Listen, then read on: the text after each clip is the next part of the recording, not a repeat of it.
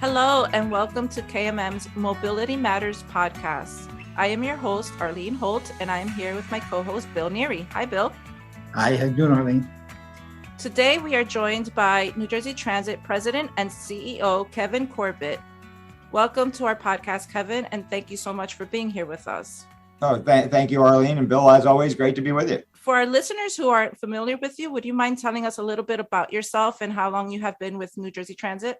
Well, yeah, it's coming up on 5 years now. I came in with Governor Murphy, and some people would joke it's been almost 5 dog years. Yeah, if you remember what we came into 5 years ago. I think we've made tremendous progress, and looking forward for more to come. For those who don't know, beforehand, I was working for a large engineering construction firm, and I've spent my whole life in transportation, both domestic and international.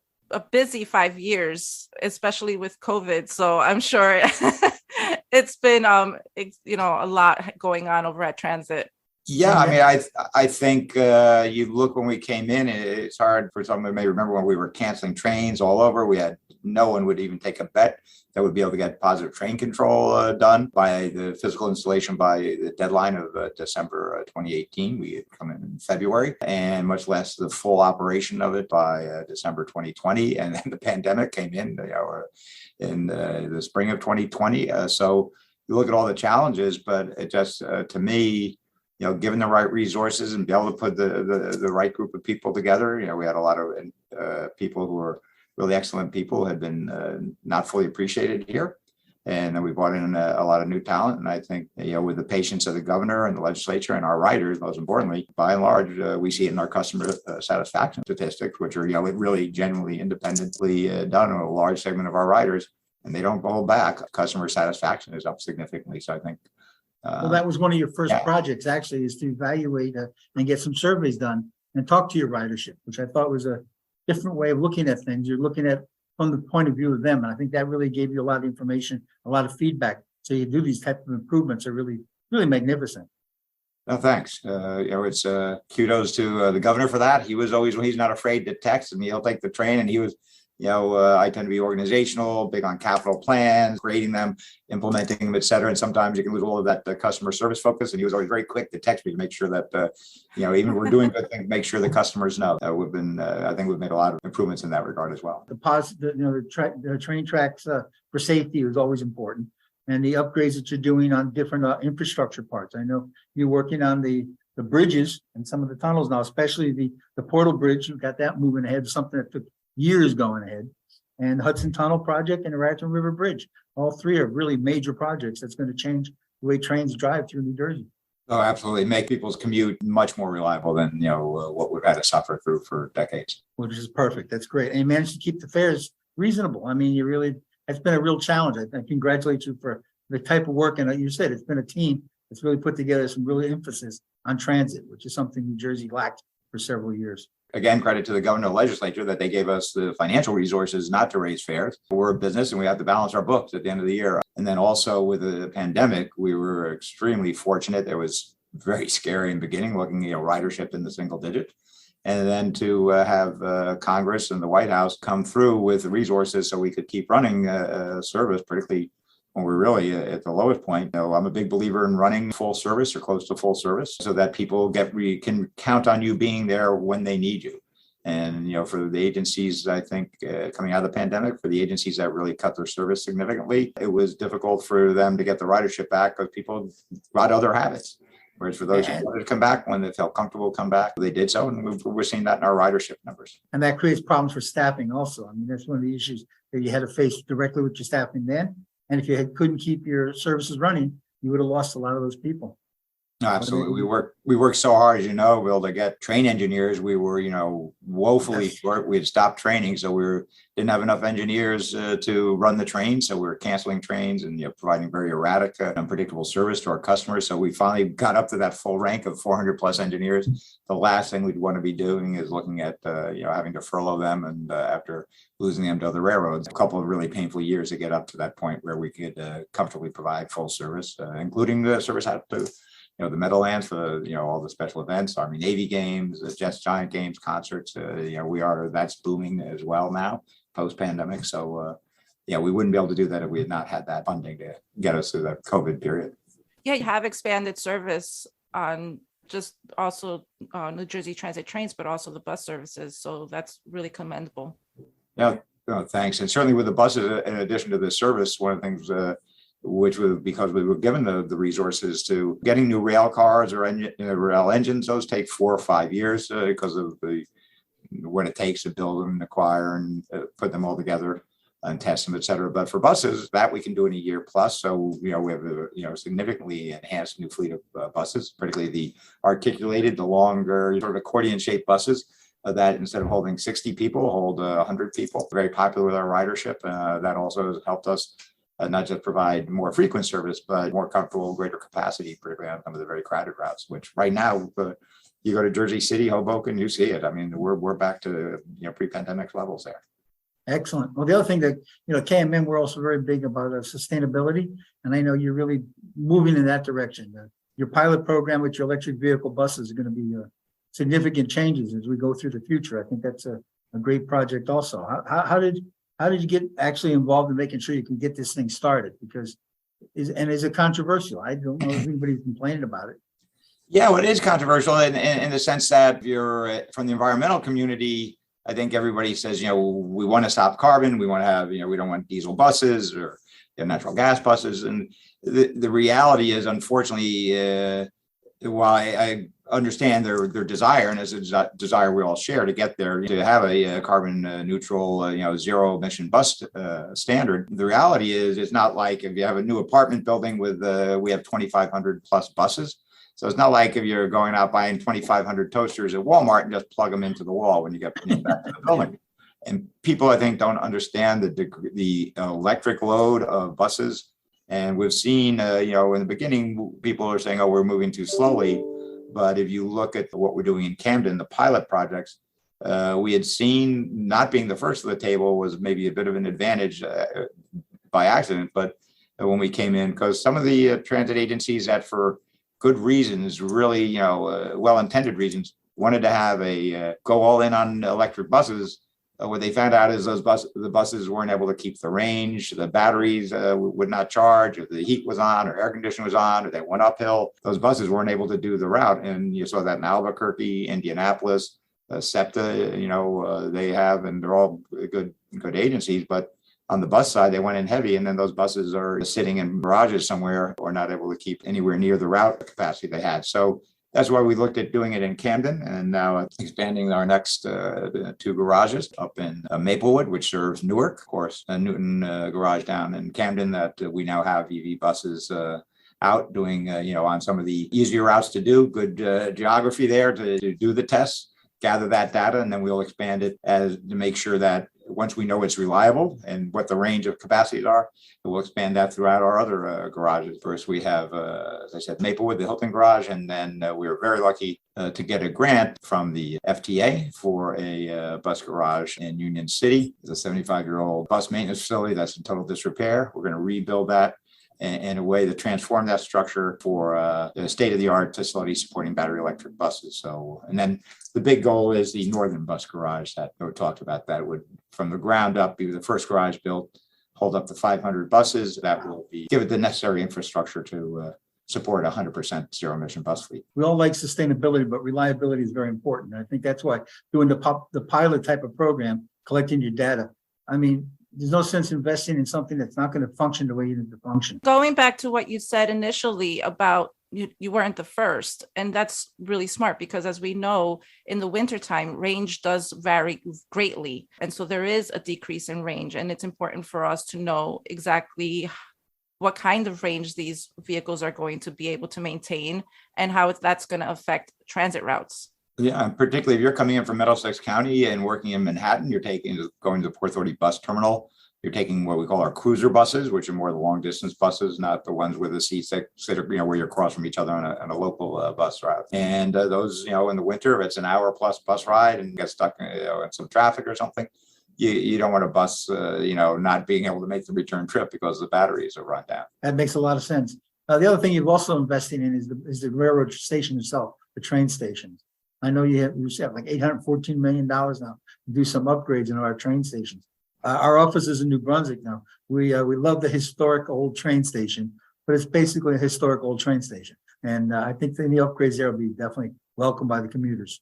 Oh, yeah, it is. That station's near and dear to my heart. When I started dating my wife when she was doing her residency, that's I first started commuting down there to meet her before moving full time to Jersey. That's 30 plus years ago. So and that station and you see New Brunswick, the way that the whole area has changed. Gosh, from when it was the Middlesex Hospital, right?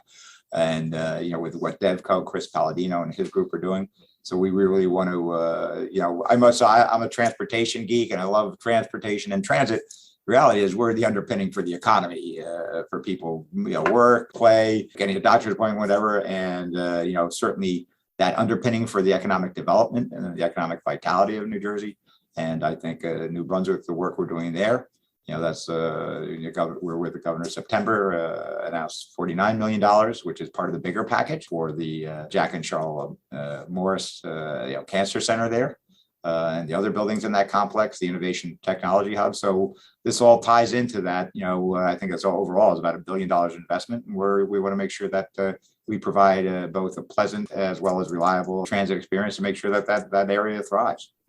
That's where our offices are. So we're happy to see all that kind of action too. It's great to see that. But the Dunkin' Donuts are still the same Dunkin' Donuts at the train station. And the floral shop, absolutely. And the floral shop. Nothing's changed there. I was with you during the kickoff of the transit-oriented development in Woodbridge at Metro Park there, Woodbridge Edison. That's a tremendous project. That's actually the future of so much of you're talking about with the transit-oriented developments, how much economic value it has, but it's also a lifestyle that's going to be really enhanced considerably in that region. I see that. And again, being, I guess 30 years now up in Morris County where I live in Mendham, and Morristown was a very different community. And then we had Midtown direct service and all the transit-oriented development you see along the Morris and Essex.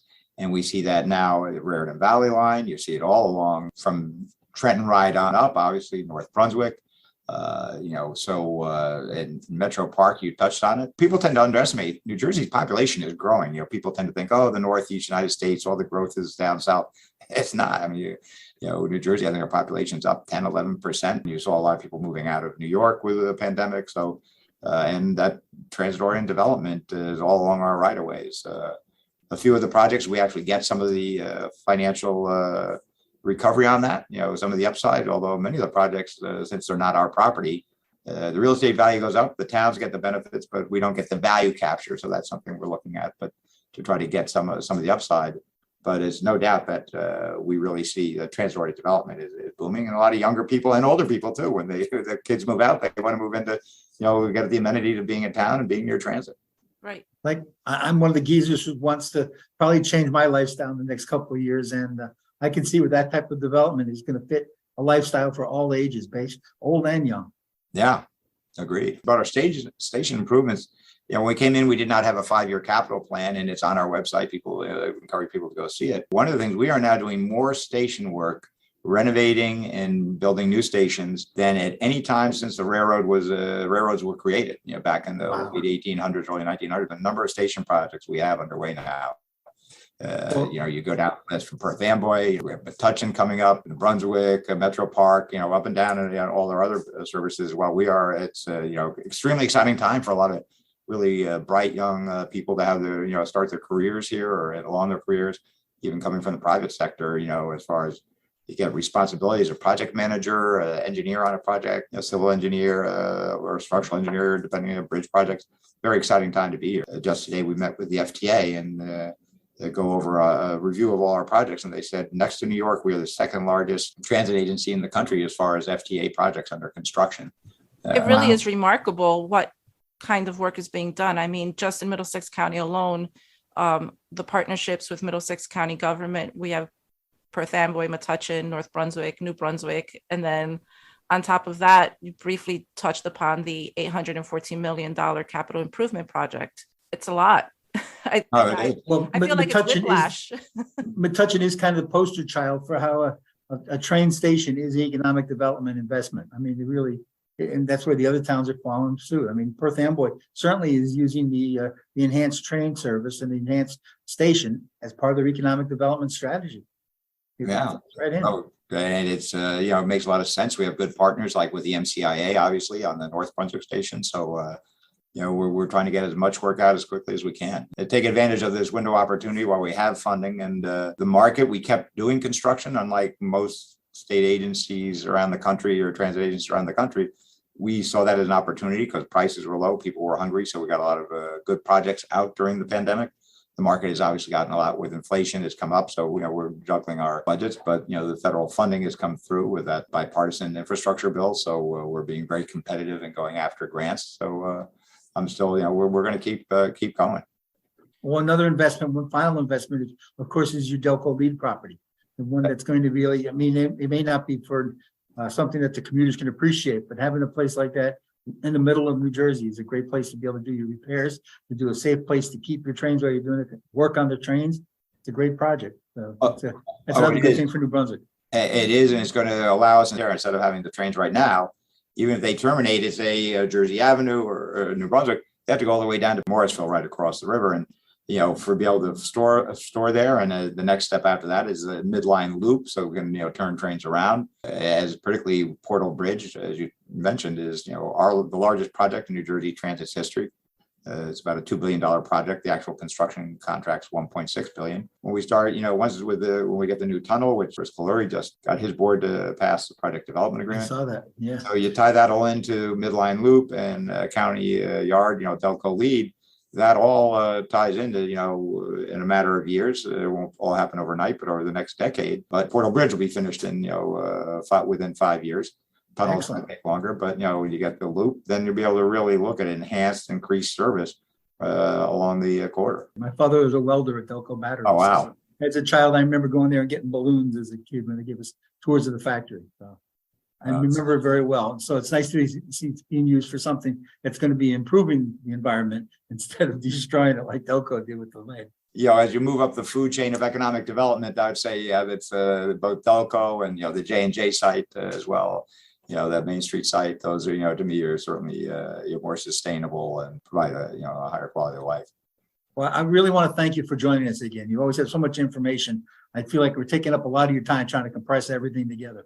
But once again, you've been great with us and supporting us. And KMM has always been happy to be a partner with New Jersey Transit. You've been such a great company to work with. We really appreciate it. Thank you. Do you have any final comments or anything crystal ball you want to tell us? I think right now is really back to, I'd say, the heydays of New Jersey Transit. It's an exciting time to be here. We're a lot doing, and hopefully our customers are seeing that a lot on the IT side, on our apps, our upgrades, our communication. You see it on our trains and buses, contactless fare payments, all that. So a lot of good things, but it needs money to keep going. And if you're head of a transit agency, one of the fears is you get a good wave and you ride it, but all of a sudden, a couple of years later, people start saying, "Oh, yeah, we took care of them. Check the box. They're doing fine. They don't need the money anymore. We need to focus on healthcare or education." And my fear is that with this kind of business, it's a multi-billion-dollar business. We're the largest state transit agency in the country. We're smaller in overall size than the MTA, but they don't cover the whole state. If we take our eye off the ball, we need to make sure that we really have people advocating and cognizant of the need to have dependable, reliable funding, both for operating and for the capital, so that we can provide that first-class service and keep raising the standard. And remember, the people, if they invest in mass transit, they can be reducing healthcare. Okay, all those work together. Absolutely. Yeah, exactly. Absolutely. So thank you. Appreciate the time you took. Great. Well, thank you, Bill. I look forward to seeing you next time in person. Thank you. Bye-bye. Funded by New Jersey Transit and the Federal Highway Administration.